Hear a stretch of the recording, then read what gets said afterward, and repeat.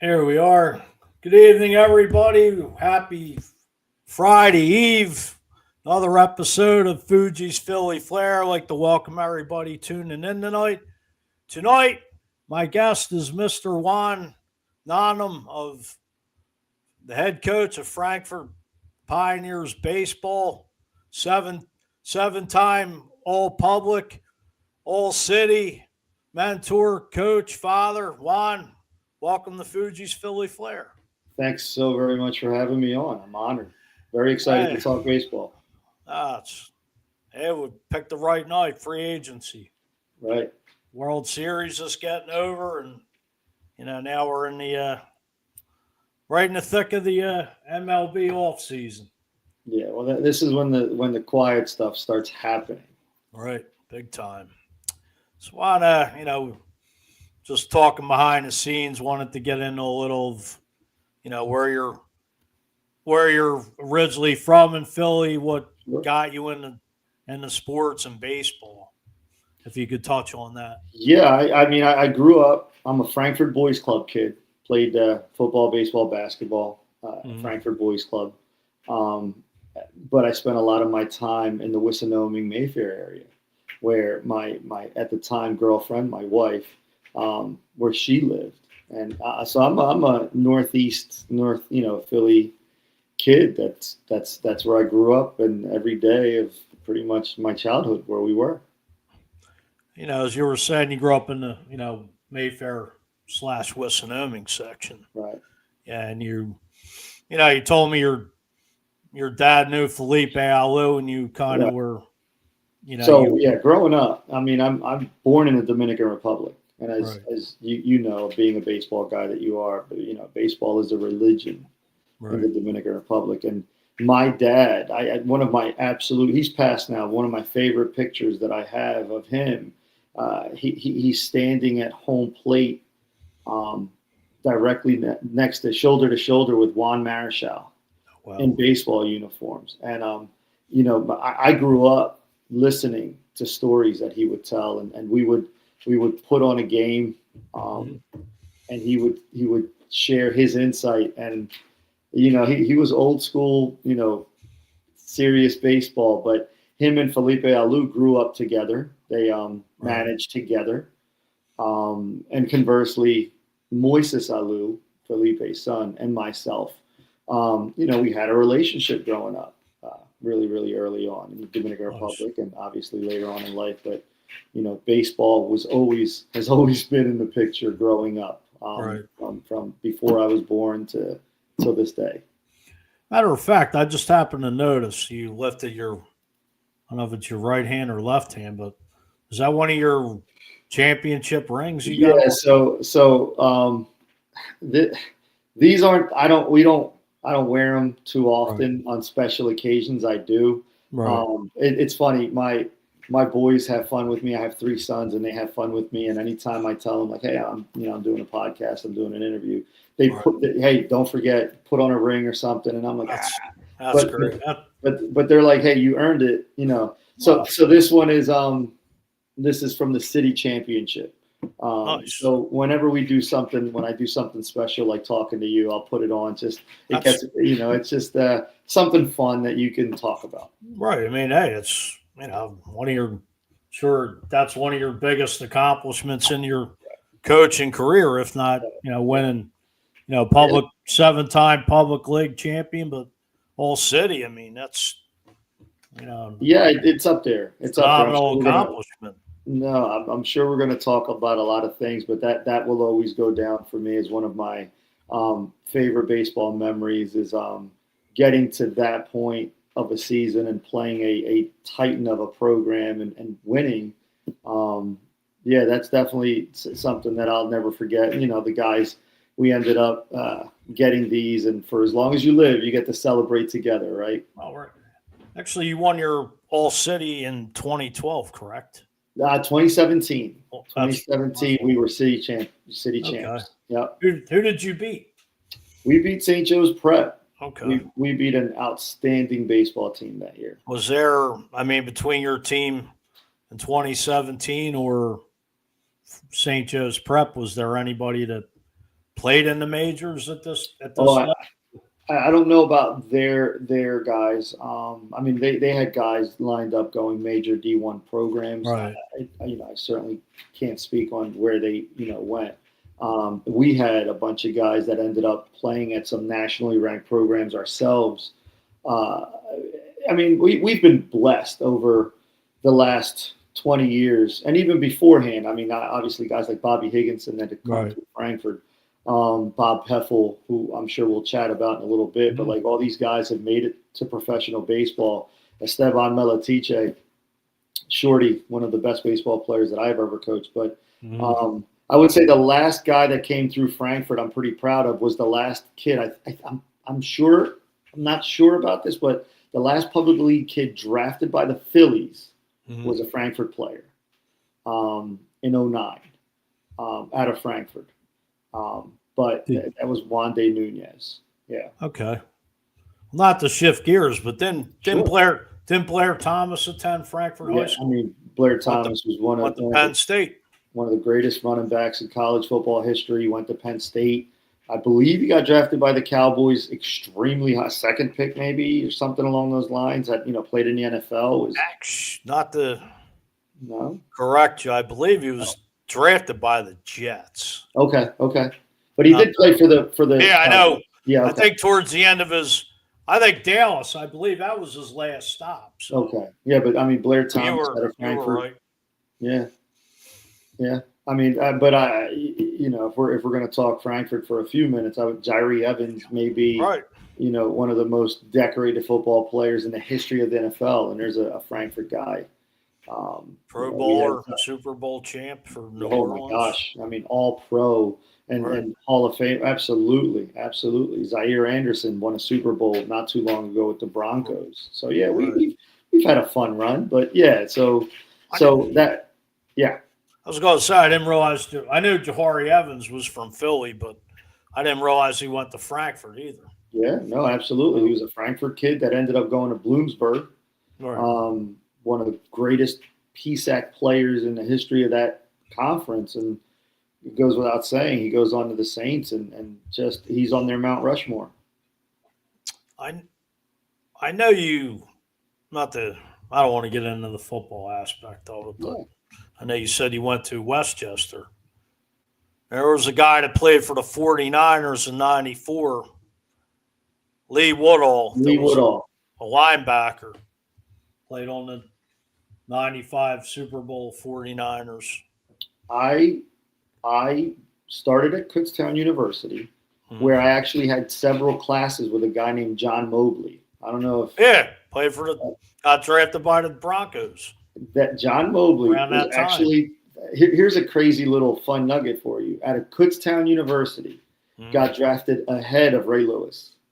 Wow. Think about that. But I remember watching John Mobley play against Lee Woodall when Kutztown and Westchester played each other. And it's just you're talking about absolute amazing football, right down the road from us. But yeah, Lee Woodall was an absolute amazing football player. It's kind of I don't want to get it really in. Well, now you got me on it.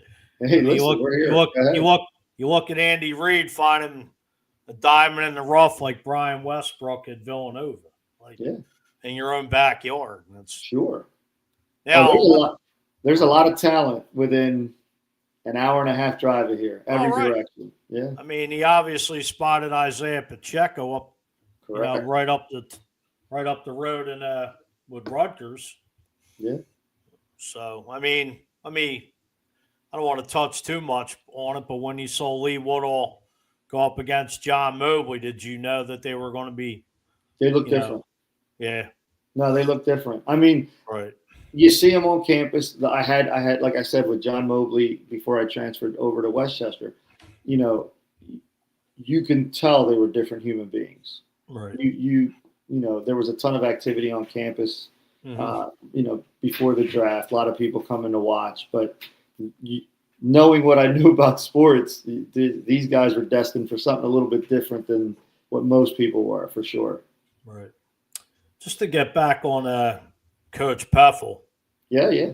And, you played 4 years under him. Yep. Just to touch, can you touch on you playing at Frankford baseball under Coach Peffel? I got to Frankford High School. I was a skinny little freshman kid, and I knew what I knew about baseball from my dad, and that just to watch it, just the next, so it's a minor strategy, but I knew history of baseball. I learned some of the finer points of playing and eventually coaching from Coach Peffel. But I remember in my time playing for him, learning so many little things, especially like how important the little details were in the game of baseball. As a 14-year-old kid, I was really, really fast and I could really catch the ball. But I didn't know how important it was to have the right footwork or, where my eyes should be or little things like that. And it wasn't, until I really had some success under Coach Peffel as a player that I realized, man, like there's so much more to this game from the inside that really, that's kind of where I started to want to be a coach. Like I wanted to give something back the way he was giving it to me and all our teammates. Now you played the 4 years. You went to Westchester. What brought you back to Frankfurt? Right before graduation from Westchester, they were having a program in the city of Philadelphia where if you student taught for the school district of Philadelphia, you were guaranteed a teaching position. There was a big teaching shortage around the year 2000. Oh, nice. And I wanted a guaranteed job. So I said, hey, even though I'm about to graduate from Westchester, which is, an hour and a half away, I'm going to commute and I'm going to student teach in Philly. And one of the, I took a gamble, I took a risk, and I called Coach Peffel. I said, I'm about to graduate, but I'm going to student teach in Philly. Can I assist you? Can I be your shadow while I'm student teaching, right down the road at a local elementary school? And as far as my memory goes, he'd never really had an assistant. And he said yes. And that really changed everything for me. I started every day. I would drive myself as fast as possible. I'd get to Large and Dyer, and I would listen. And he would bring me along slowly, and I started doing more and more things. But in 1999, he said, "Yes, come on out. You could be my assistant, and you could get a feel for how things work." And that's how things started for me. And the rest was history, as they say. I mean, it's been a pretty great ride because, of him and everything since. Well, you took over and you were hired as the assistant in 1999, and you worked under Coach Peffel until 2008. Yeah, 2008 was my first year as head coach. Coach Right. Peffel retired in 2007, and just in a matter of 8 years of being his assistant, it was like a master's course, watching and learning the finer things of it's funny, people, you want to talk about coaching baseball, there's a million other hats that coaches wear. You can imagine what it's like to coach in the inner city of Philadelphia, whether it's public, Catholic or a charter school. Right. Coaches got to wear, we're counselors, we're doctors, we're parents, we're dads, right. And a lot of that I didn't realize until I started coaching. Can imagine, it's a lot more than just fundamentals and baseball and practice and games, and that's the fun stuff. You're dealing with, I don't know how many guys on the team. We have anywhere from 15, and then because I'm the head varsity coach, I'm also the JV. Like I have to manage the whole program. Right. So, we're talking 30, 40 guys at least. Right. And, like you said, in the inner city, it's, tough today where, some kids don't have fathers. And, we have our challenges for sure. Right. And it's, they look up to you, guidance and, especially it's just tough today for some of these kids coming up, and they need a mentor and somebody to look out for them. And one thing that I've learned early on as a young guy, I learned that my job has to be, I have to be super consistent with what I do. Right. Whether it's discipline, whether it's love, whether it's being a little tough on these guys, I have to be consistent. I can't just, sway in too much, because I am who's going to be helping them get through things. Oh, So, exactly. I mean, right. So that's where I've been growing. Yep. school wise, discipline, they need somebody to talk to, I'm sure some of the young guys, I mean, you're probably all they have, or all they had Yeah. in I the mean, past. I would probably shock you with some of the tough situations we've come across. I mean, Mhm. I say we a lot. You're going to hear me say a lot tonight. Because my wife, she being a teacher at Frankford, Right. she plays a massive supportive role in that. She is also on the staff, if you will, as that team mom that she Right. lays down the law a little bit. Oh, She's incredibly academically gifted. So, some of the guys that we have mhm. need quite a bit of guidance in Right. more ways than just baseball. So that's where a lot of the hat wearing that comes into play for sure. But under Mhm. Coach Peffel, I learned a lot of those lessons, and that it just isn't what happens on a baseball field. It's Right. everything that leads up to that practice moment, and even after you go home. There's a lot Right. more to it. Well, it's everyday life. Yeah. Got a couple comments coming in. It's my guy Sean Kilrain. What's up, Fuji? Sean does the old school show I was telling Oh, you nice. on the Out of the Box Sports Network with our colleague Joe Sullivan. Sean's question is, boy, has the division for public and Catholic league sports has changed. Do you agree? Yeah, sure. The landscape has changed quite a bit. I think there's been a lot of different factors that have impacted. Um, I want to be really respectful of how I say this. There's a lot of different moving pieces to our city in Philadelphia as far as where kids can go, who they can play for. Um, Public schools like Frankford High School. I'm only going to talk about Frankford High School. We can only have kids on our team from a very small bubble from our zip code, Right. whereas other schools around the city, they can draw from the entire city. Um, and there were a lot less teams 15, 20, 25 years ago, even when I played. Now there's a whole bunch of more teams, charter schools, Catholic schools. So the talent is spread out. It is a challenge right now, and it is a little bit of an uphill battle for a lot of public schools. We're fortunate in that we can compete because we do have a year-round program. Let me ask you this. I know you graduated in 95. I graduated 1991 from Father Judge myself. I mean, back then, as far as public schools, isn't there like a lot more public schools now because of like charter schools as well, Yeah, as I mean, opposed to back then?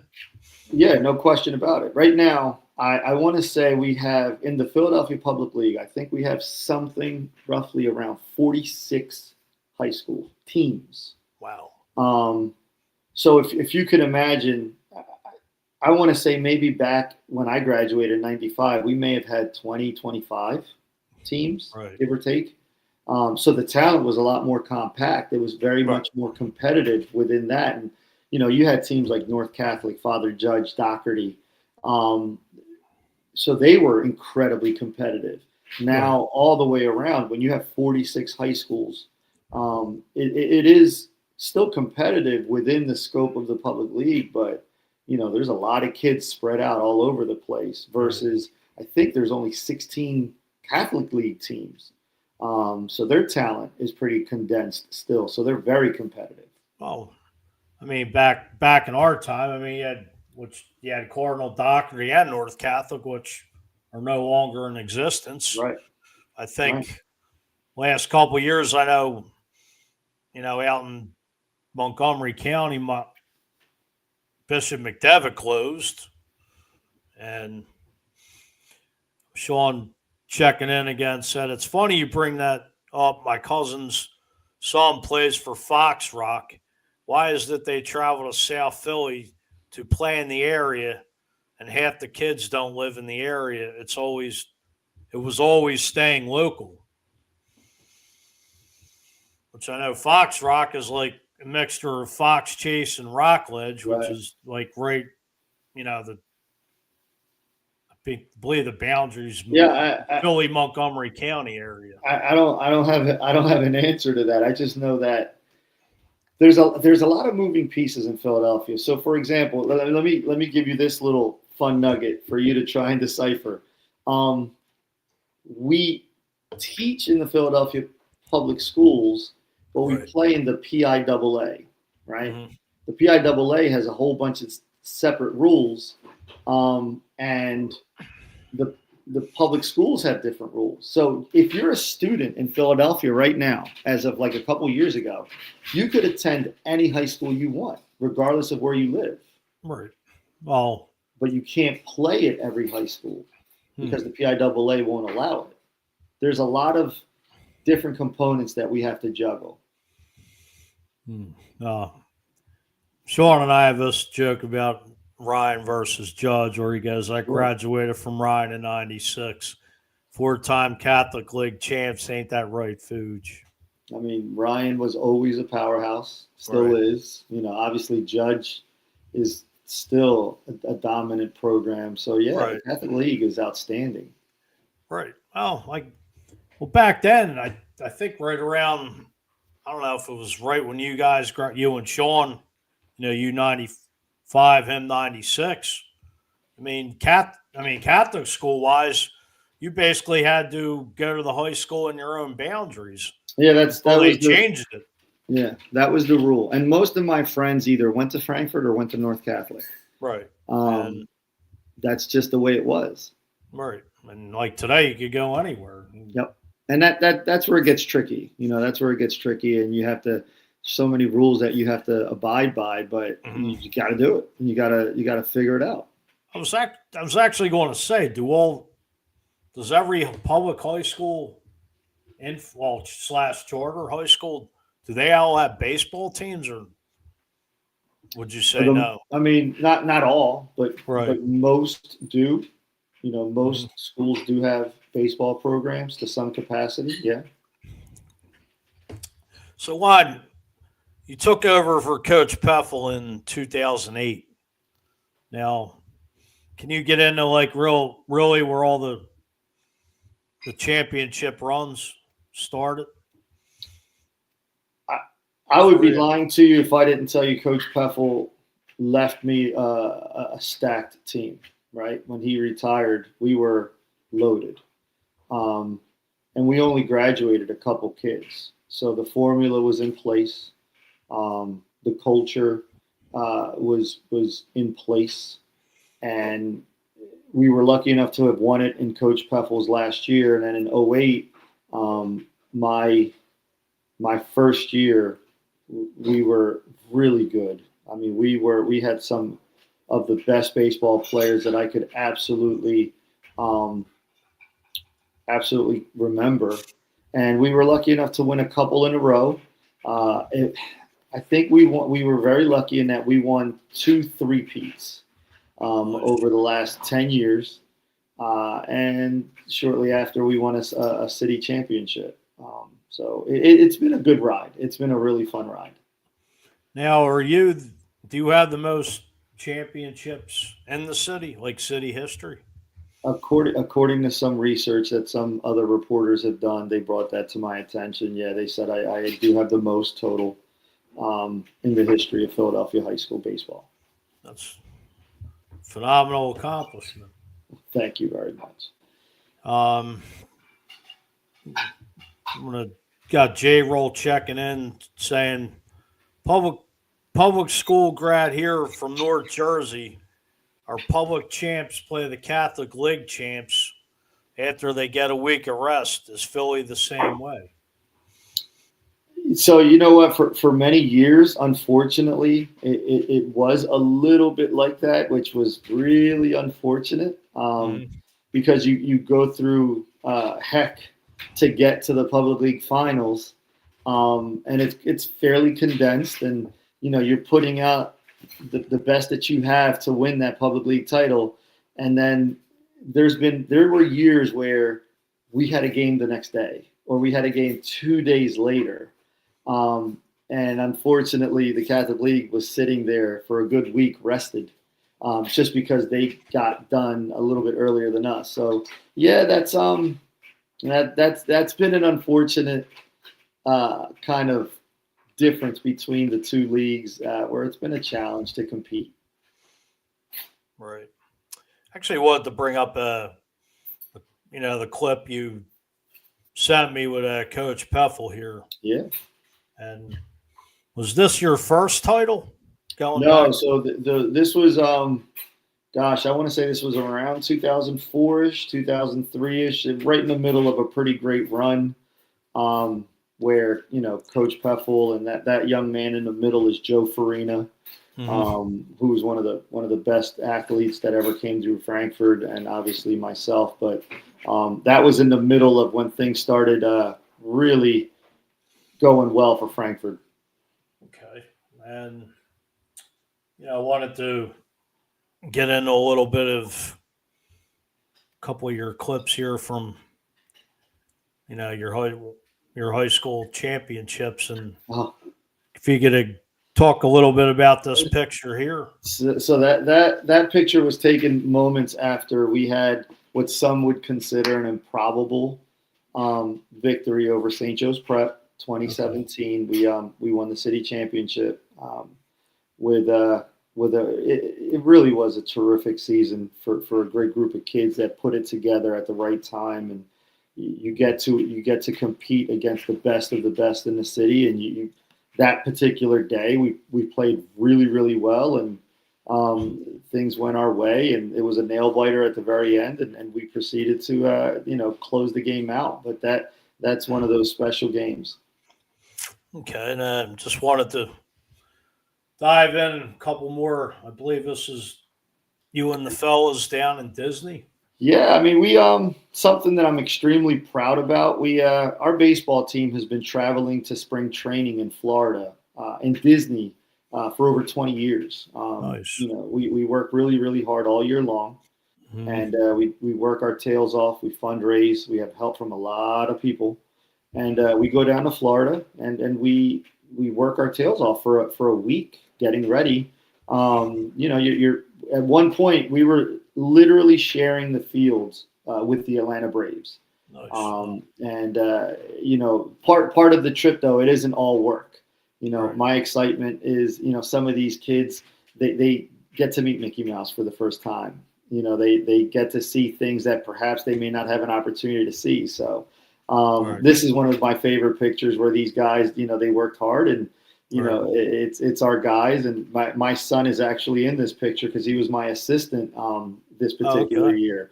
This is what we do it for. It's not just all baseball, but right. This is part of it. Just wanted to touch on the one other picture of you here, or the Atlanta Braves. Yeah. PMY World of Sports. So the facilities down in Disney. Yeah, honest to God, they are professional baseball facilities. They've hosted the Atlanta Braves for 20 years. They hosted the Tampa Bay Rays for the last couple years. And in fact, when the Rays stadium was damaged due to the hurricane, the Disney facility was a finalist to actually. It wasn't until they settled with Steinbrenner facility, the Yankees. But right. That's how good these facilities are. And this is Champion Stadium, where if you're lucky enough, and we've certainly, just from going down there so many years, a lot of our games end up being in Champion Stadium. Right. Just think, like these kids that, we're from Philly, and we do our best. We have modest settings, but that's where we get to start our season. And it's a pretty special thing. Right. I think we got another comment coming in here. Excuse me, Sean, touching on look at LaSalle and St. Joe's Prep recruiting out of the area. It's not. I am going to address that a little bit, because I think schools like LaSalle and St. Joe's Prep, I think there's a little misunderstanding. Like, and I know some people are going to like turn their heads at me or give me a side eye because I'm a public league guy, but it's not so much recruiting, right? And I'll talk about Frankford. When you have a winning program, people want to be a part of that program, right? People just assume that LaSalle goes out and they go get kids, or St. Joe's Prep goes out and they go get kids.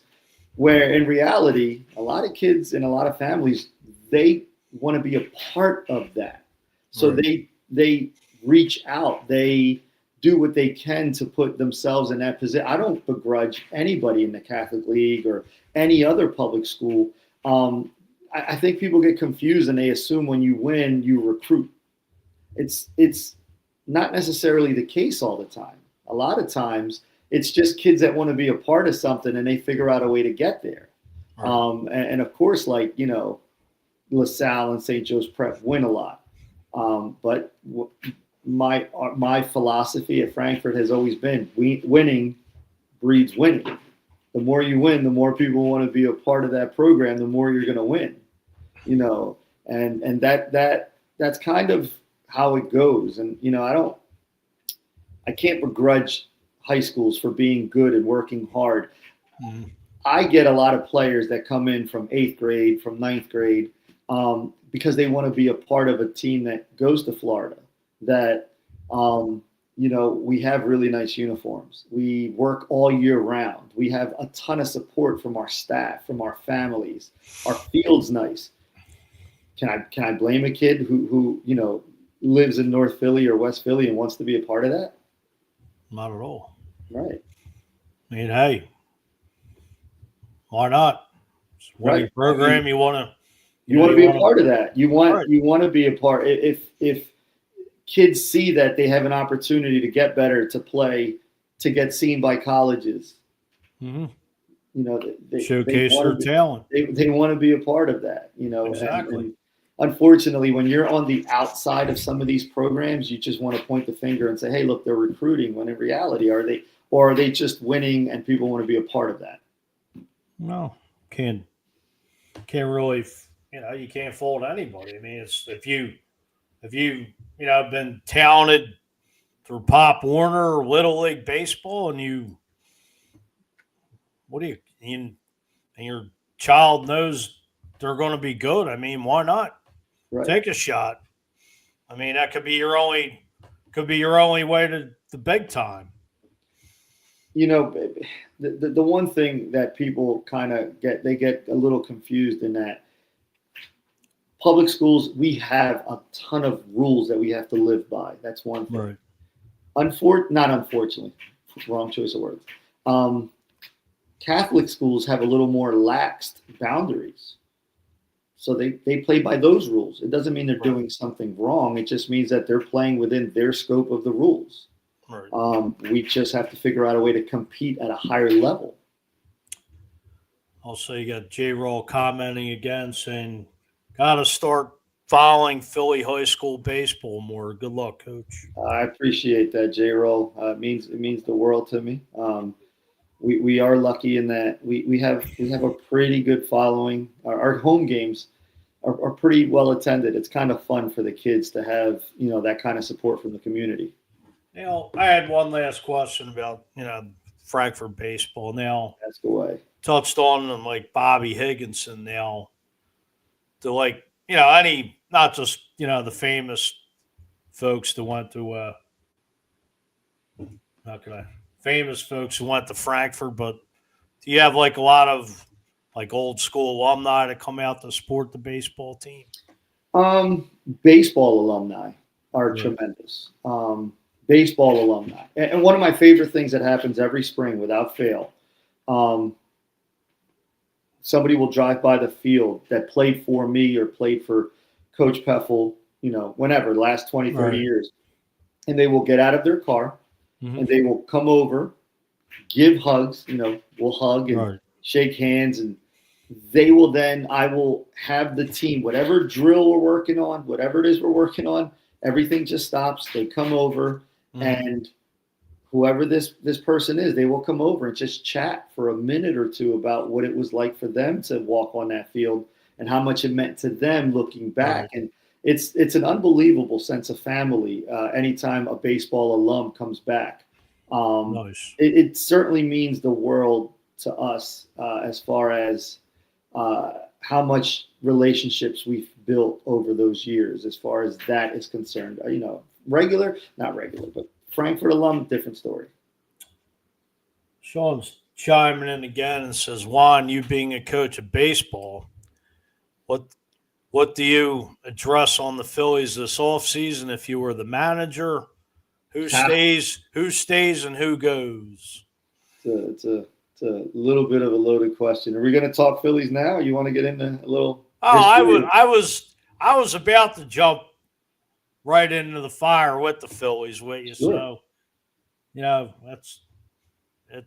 The time's yours. No. Listen, one of the first things I do is I bring in Don Mattingly. That's one of the absolute. That's been mentioned. Not to interrupt you. I mean, I forget his son's name, but his son's ahead of the. But that's what makes so much department. sense. That's what makes so much sense. You have a guy that is, one of the greatest baseball minds of all time in Major League Baseball, who just stepped away from a team that played in the World Series, who has a massive amount of pedigree and some connection to Rob Thompson through the Yankees. Right. It has to start from the top down. But as far as the Phillies are a great organization. They are the gold standard as far as how they treat people. They are remarkable at having things feel like a family.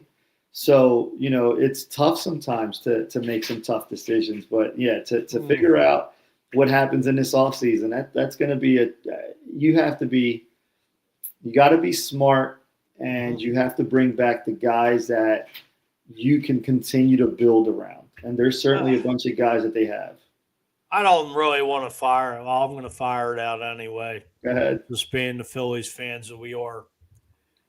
I mean, you brought Rob Thompson back last year. Guy's a good regular season manager, but just my opinion. Sure. To me, the guy just can't manage in the postseason. Maybe you could touch on it. I want to disagree slightly with you. That's okay. Respectfully, I think Rob Thompson is a brilliant manager, and I think what we've seen over the last couple seasons has been an unfortunate set of bad timing, right? Because not everybody has done probably what they are capable of doing in that window of time. I would like to believe that if one or two different guys have one or two moments in the playoffs where they shine just a little bit more, I think it could have been the Phillies beating the Toronto Blue Jays. I didn't mean to call you off. Go ahead. No. I got the Philly fan coming out of me, not the host. No, and that's okay. But the thing is that's our job as a head coach, Rob Thompson. It comes down to our decisions, and we're the ones that have to live with those decisions. But I do believe he is an unbelievably gifted manager who's rightfully so being nominated for Coach of the Year. Well, I don't know if you remember Steve Jeltz played in the mid-'80s with the Phillies. I talked to him every so often. We've had him on Patterson Avenue Fanatics, and we had him on Sully Squad. And my conversation with Steve Jeltz, and he always said that Rob Thompson's a great manager, but the analytics today is just overbearing. And no, I agree. There has to be an incredibly fine line of juggling all the data that coaches get, right? And your decisions can't be dictated always by numbers. There has to be some of the greatest managers of all time, Joe Torre, there has to be a gut feeling from time to time. There has to be, history as far as, boy, this worked before, maybe this will work again. There has to be the ability to make a decision on the fly that isn't solely based on numbers. And I think hopefully we're finding some kind of middle ground with that. Some coaches live and die by the analytics, and others perhaps not so much, and you have to balance. Well, the thing of it is, being a couple throwbacks and analytics, to me, you could just point blank, I'll say flush it down the toilet, because to me, you don't see fundamentals anymore. You don't see guys dropping a bunt. You don't see nobody stealing. You don't see no hit and run. It's all glitz and glamour hitting the long ball and being on ESPN highlight reels, which, get to me, it makes me sick because I can't stand it. I just can't. It's a joke. I'm sorry. I feel your frustration. Now you're getting my fire in me. Yeah, you are fired up. Which I appreciate, because, hey, people love when I get fired up. It's okay. Here it is. It's good. It's good. I do agree with you. I do agree with you to an extent. But here's the thing. We've been using analytics for a very long time in baseball. Just not to the heavy extent now. There's baseball has evolved into different philosophies lately, where like a bunt is giving up an out and managers don't want to give up an out, which sometimes I disagree with. My dad, one of the absolute without fail advice that he gave me growing up, he said, "Son, I don't care if you're Babe Ruth or Ricky Henderson, you have to bunt the ball when it's needed," which now is unheard of, right? For certain guys. But, and I'll give you an example of, from time to time, you'll see Bryce Harper square around and try and lay down a bunt. And that's brilliant to me, because the point is, let me get on base for the next guy. I think that's what the 08 team, right? The World Series Phillies team that was so good, is that they had that philosophy of the next guy will get it done. I just have to set the table.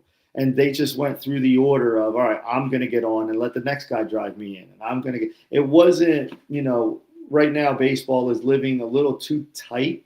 And again, we're analytics driven, and we have to find that middle ground. But it is a little frustrating, if you will, when the philosophies have gone so far in one direction, when you could tinker a little bit. I know. I'm just decompressing a little bit. It's all good. Well, let me say this.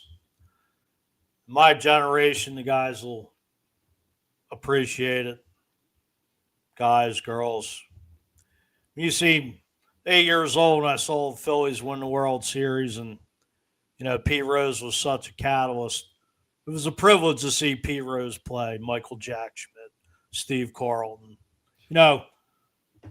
People can say what they want about Pete, whether he gambled, nice guy, not so nice, but never see a guy play the game like Pete Rose, like the 7th game in the World Series. Right. It was a privilege to watch Pete Rose, because you don't see nobody play the game like that maybe few and far between, but there'll never be another Peter Edward Rose / Charlie Hustle.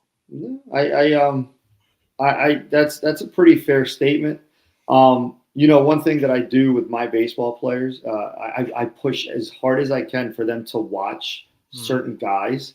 Obviously, they're limited as to how far they could watch and how much relevance it makes. Right. So maybe you may disagree with me a little bit, but to me, that's Bryce Harper now. And in recent, I will tell our guys, you watch how hard he plays on a day-to-day basis, which is a lot like Pete Rose, where the minute he hits a ball in play, he's thinking, how can I get to the next base? And he's legging out doubles. And some people say, why is he running that out? But most major league outfielders aren't even going to think that he's going to go to second base, right? Or that's kind of what Pete Rose used to do all the time. All right. Those are the examples. Like Bryce Harper, for me, I'll point to him, to my guys all day and go, that's how you're supposed to play. Oh, that kind of your hair's on fire type of attitude. Oh, exactly. And that's what Pete Rose used to do, for sure. That's Mike Schmidt, Steve Carlton, like you said, all the right names there. Oh, three Hall of Famers. Mike Schmidt, hands down, the best third baseman ever played a game. Brilliant. A-Rod could have all his. Well, I'll leave that for another time. Yeah. But I mean, it was Pete Rose will get hit by a pitch, look at the pitcher like USOB, throw the bat and haul his ass down the first Sure. baseline. Yeah. Like that's a free base. That's what we preach. Right. Take what the game gives you. Exactly. That's something that I was taught by my dad and by Coach Beffel all the time. Take what the game gives you. Great analogy when you really look at it. Yeah, I mean, take what it does give you. Listen, the formula to winning in any baseball game at any level is simple. If you can steal a couple outs and you can steal a couple runs, you're going to win the game. Well, Juan, I wanted to get into the fantasy. You working for the Phillies now that we can put the Philly fan aside for the duration of the show. Talk about how you got started with the Phillies organization. Well, the Phillies fantasy camp was something that I was a part of for a very long time, and they're partners and all that. And I had the absolute best luck of a young guy really getting into coaching by being around some of the greatest baseball minds. Every January, late January, I would get to go to Florida, and I would assist guys like Milt Thompson, Mariano Duncan on a yearly basis to the point where we're now friends. Right. But part of my responsibilities would be to assist Mike Schmidt during a hitting clinic, or stand by Steve Carlton and listen to him putting on a pitching clinic. Right. And as a young guy, coaching, I'm mental notes and I'm bringing all that back. But Milt Thompson, at one point, and in my regard, is a brilliant hitting instructor that in 2008 was huge for the Phillies in winning the World Series. Right. And I got to work alongside him, under him for 10 years more, just listening to him talk philosophy and little nuances of hitting that you're like, my God, I've never even thought about this. And you steal as many ideas as possible and bring them home. Matter of fact, I wanted to pull up the photo with Milt Thompson. I take it he was at Frankford High School. So here's the kind of guy he is. So I befriended him and I assisted him, and we were co-workers, and and then we become friends, and you talk outside of baseball. And then he says, hey, if you ever want me to work with your guys at Frankford, it would be my pleasure. And I would never in a million years bother him. And he would be like, no, I'm serious. It's the least I could do for you and everything that you do. So he, from absolutely on a yearly basis, will either come to Frankfurt and put on hitting clinics for my guys, or there was one time where literally on Super Bowl Sunday, I'll never forget this. He was like, hey, I have use of Citizens Bank Park batting cages. You want to bring the baseball team down and we'll just hit for a while and work through them? And here's Frankford High School at Citizens Bank Park inside the cages with Milt Thompson, a major league hitting coach, just working on cleaning things up before the season. That's the kind of guy he is. Wow. So really nice. Right. I mean, how kind of a human being is he in that? But you know what? He's actually a friend. And when I think, you're going to ask, but when I was sick, he was one of the first phone calls I got. Nice. So, yeah, I mean, that's one of the bonuses of what I got to do with Phillies Fantasy Camp, is that I got to work with guys like him and listen and learn and just become better. Right. Actually, wanted to pull up the one picture you have here with old lefty Steve Carlton down in fantasy camp. Yeah. So one of my favorite things with him is it doesn't matter how old, whether working with Mike Schmidt or Steve Carlton or anybody, they're sharp as could possibly be, and their philosophies, being Hall of Famers, are second to none. And any chance you get to pick the brain or to listen, And that, we were having a pretty good conversation here about, and I'll never forget this moment, about why speed in pitching is sometimes even more effective, speed changes, than movement. And, as a young coach, sometimes you hear stuff that rocks you a little bit, and you're like, okay, never really thought about it that way, and it stays with you. Right. I think we have another comment coming in here. Sean Kilrain saying, great show, guys. Good luck with your upcoming baseball. Appreciate it. Yeah, I'm excited for this year. And, as you talked, about the fantasy camp, and then you were doing other positions with the Phillies as well, if you could get into that. No, so it's been really, really a great partnership. I have one of my closest friends is John Joaquin of the Philadelphia Phillies, and we've worked really well together for a long time. He has been a huge help with inner city baseball, reviving baseball in the inner city with the RBI program. He has been a huge push to get our kids to play more baseball, and he has also allowed me to do some great things with the Phillies as far as coaching clinics for coaches, for players.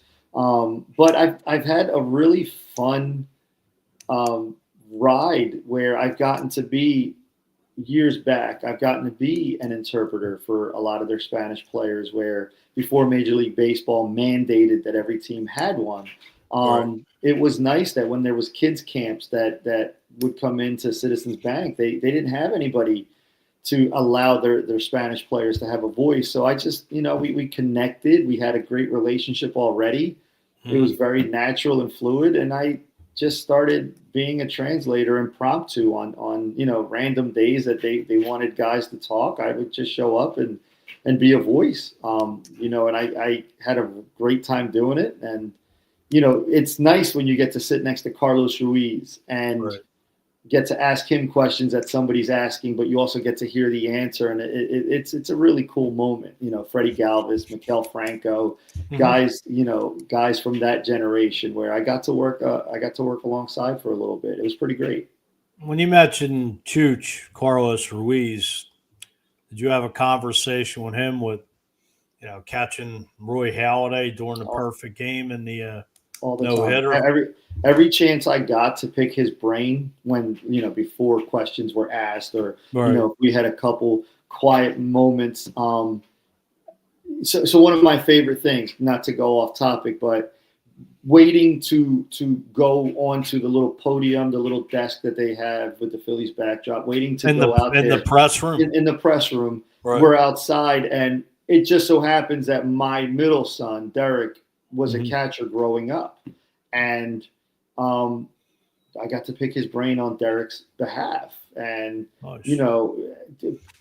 that kind of personal connection was incredibly special to me.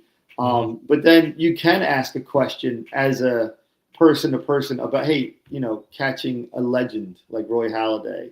What are some of the challenges? What are some of the cool things? Or, and I remember him telling me one time how the brilliance of Roy Halladay, like just always pitching significantly ahead of in that moment. You don't realize it's a giant chess game, and guys like Roy, they're that's what makes them so great, is that they're Greg Maddux calling his own game, and based on how he caught the ball from the catcher, little things like that you don't ever really know until you actually hear. Oh, if you go back to 2008, during that 5-year run, I mean, Chooch was such a great battery mate with that whole pitching staff. And, well, I'm going back Jamie Moyer, Cole Hamels, Brett Myers. as far as the term professional hitter, right? Guys in Major League Baseball that are outstanding hitters are called. He was the epitome of what a professional catcher was supposed to be. Right. His intelligence on how to attack the opposing team, his preparation. I can't begin to tell you how unbelievable he was and how great he was to catch for these guys, because he was just elite behind the plate. Right. Like, some people don't understand how important a catcher is. You have JT now, obviously, Darren Daulton, back, Bob Boone, Boone, Lieberthal. Like, these are special guys that have come through an organization. Not every organization can say behind the plate, look who we've had. But Chooch is amongst like the all-timers in Philadelphia. All right, because, I mean, you talk getting back to the Roy Halladay conversation, I believe he bought Chooch like a custom-made Rolex for catching both the perfect game and the no-hitter. If you ask anybody from that age within the Phillies, they'll tell you that what that one thing you could point to for everybody's success is Carlos Ruiz. Right. Wow. Quarterback of the field. He was that common denominator that everybody would say that's the reason why we had so much success on the mound. Obviously, those guys were gifted pitchers, right? I mean, that pitching lineup was insane, but the guy behind the plate, man, was special. Wow, no he doubt. Was outrageous. No doubt. I mean, it takes a special kind of person to, be the quarterback of the baseball field. Think about exactly what the catcher does. Think about the trust level where I can't tell you how many times he was shaken off by these guys. Very rarely did you see a pitcher say no, unless it was a designed shakeoff. Right. And that says a lot. That says a whole lot. JT is very similar. Right. Where that's a whole level of respect. Oh, big time. Because, it's like you said, it's got to be a special kind of player to be a catcher.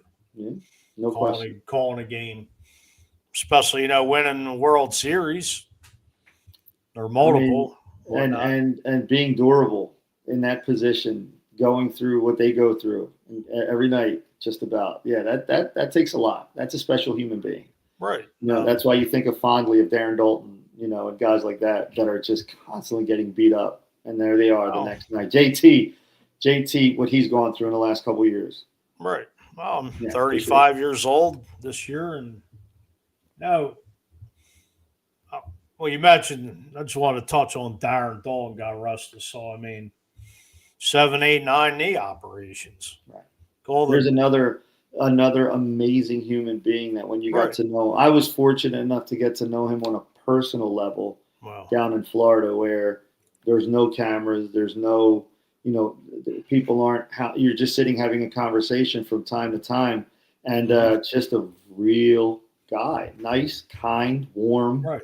Wanted to talk ball. Just a lot of those guys just love talking ball, and that's what makes it. That's what made it really, really special to be around. All right. I mean, it's.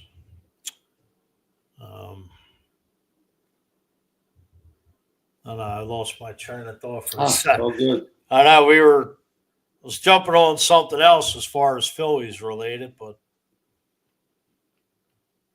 oh my God. It's all good. Whatever. No, I know.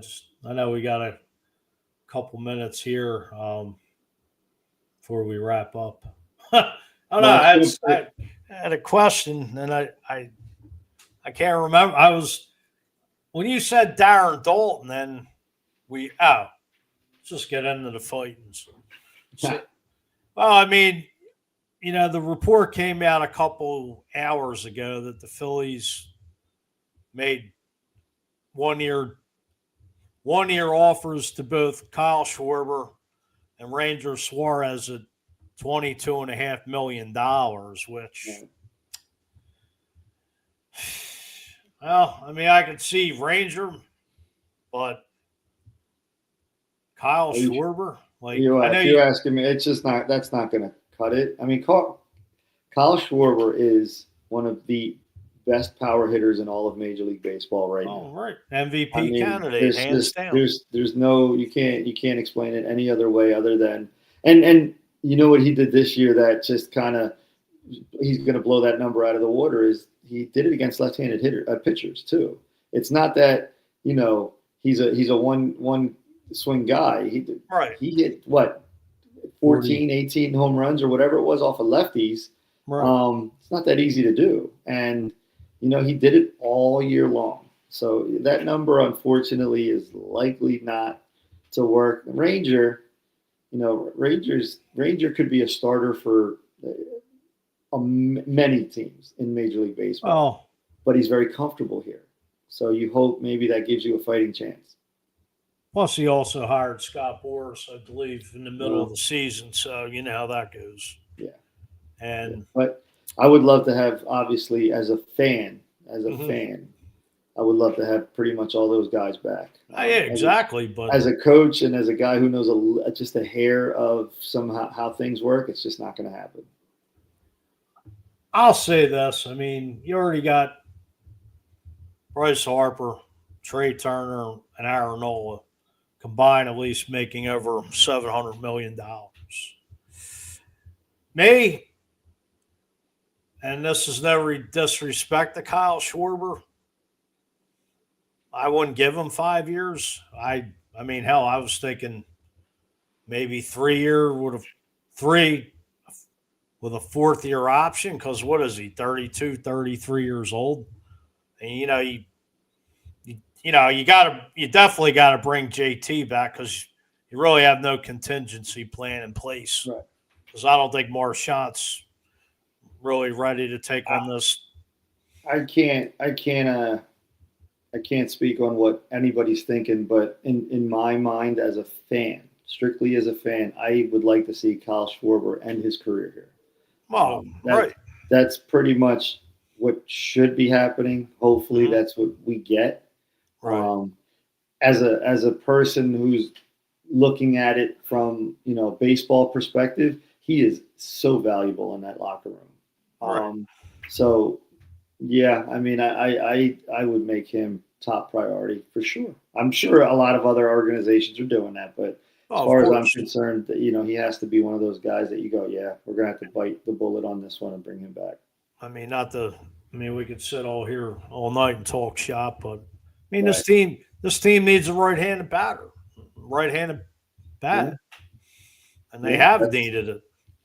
It's there's a couple pieces out there that they could Right. juggle with, but I there's a couple others that I'm curious how they play out before they even get to free agency. I mean, I'll say that one last thing on Schwarber. No disrespect against Bryce, but Kyle Schwarber was a catalyst to this team. Yeah, I will say this. I think you see Bryce Harper back to form next year. I That's my hope. prediction. My prediction is that he will be right back to that elite level player. It's just what I see. I started seeing. I look for the little things like his swing. Mhm. Certain things he was doing. I just see him as getting right back to that level of elite hitting I next year. I think you will see that. I get a little aggravated because he talks about a contract extension, and it's like you got 6 years left. You haven't Right. won anything, and it just seems like his body's breaking down. Which I hate to say it, but No, I do hear that, but you know what? It's a business, and these guys oh, talk business. They have to. That's mm, the thing. But I hear you. I oh, hear I you. mean, coming from the Philly fan perspective, if you will. Right. Right. Oh, Juan, I know 2-3 minutes was seems more like the last 6 or 7 I took It's over all good. on This was a my end. pleasure. This was very great. Oh, I deeply appreciate you coming on and just taking your time out. I know you're Before busy I leave, schedule. you gotta let me just mention real quick our Coaches versus Cancer Baseball Fest. Oh, Is that all right? hey, It's one of my absolutely. it's one of my passion in that my wife and I created this 1 day baseball fest where a bunch of teams get together and we play just for fun. It's not a tournament, but the point is to raise money.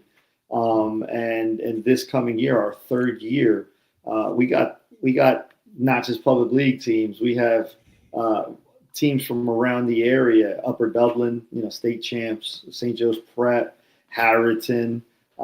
We have a bunch of other schools and public league teams that we have a good time for the ability to raise money for cancer awareness in the American Cancer Society. So hopefully you and I can connect before the Yeah, event in April. definitely. And if anybody who's watching, if they want to get involved, I'll explain that down the road. But just it's called Philadelphia High School Baseball Fest, Coaches versus Cancer. So I Word. appreciate you letting me plug that. Oh, anytime. I mean, where does it take place? So we play at the Philadelphia Phillies Urban Youth Academy down in South Philly, the Richie Ashburn and Oh, Dickie Allen Fields. And the Phillies are one of Right. our main title sponsors. They support it from top to bottom. right. We also have another company, Johnson, Kendall and Johnson, and they are our title sponsor. Okay. Really, really strong financial backing. So we definitely got to thank them. But thank you, and that'll be in April.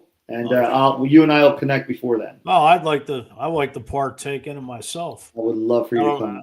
I don't know. I know I can't run the bases, but I still got a all little good. bit left in the swinging the bat.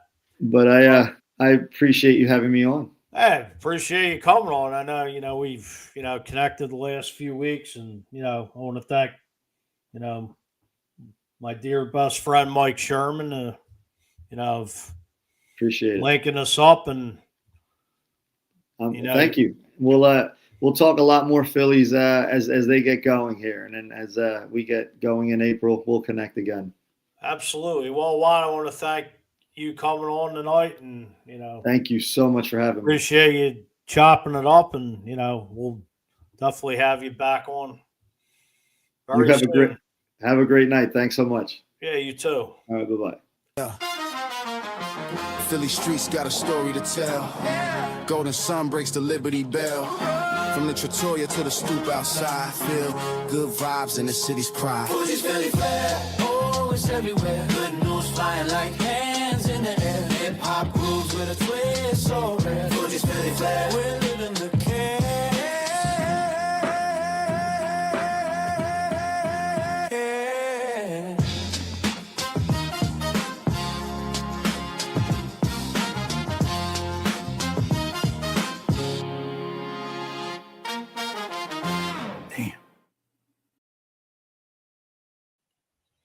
Well, there you have it, folks. Mr.